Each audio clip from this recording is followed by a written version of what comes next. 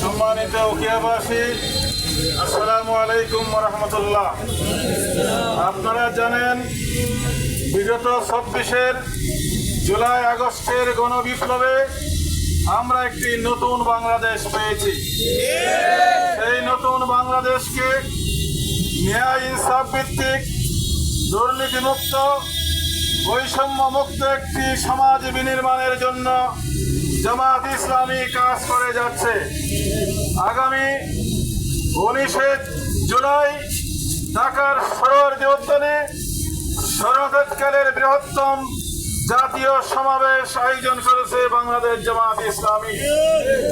এই সমাবেশে ৭ দফা দাবি আদায়ের লক্ষ্যে সারা বাংলাদেশকে লাখো লাখো মানুষে ডাকা যাবে।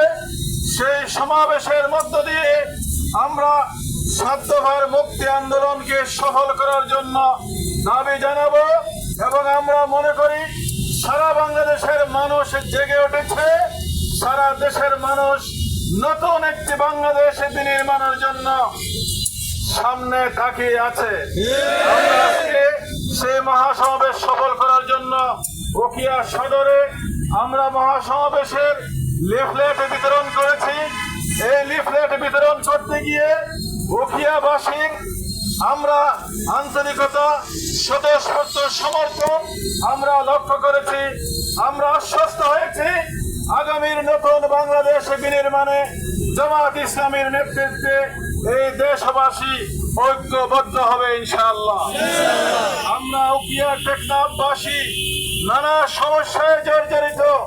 ইনশাআল্লাহ নতুন বাংলাদেশ যদি জামাত ইসলামী নেতৃত্ব দেওয়ার সুযোগ সৃষ্টি হয়, ইনশাআল্লাহ উখিয়া টেকনাফের সকল সমস্যাকে চিহ্নিত করে সততা, আমানতদারিতা, ন্যায়পরায়ণতা, বৈষম্যহীন ভাবে উখিয়া টেকনাফকে নতুন ভাবে গড়ে তোলার জন্য আমরা কাজ করবো ইনশাআল্লাহ।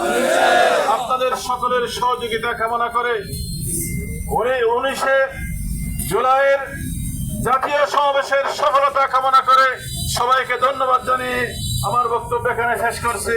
আসসালামু আলাইকুম ওয়া রাহমাতুল্লাহ।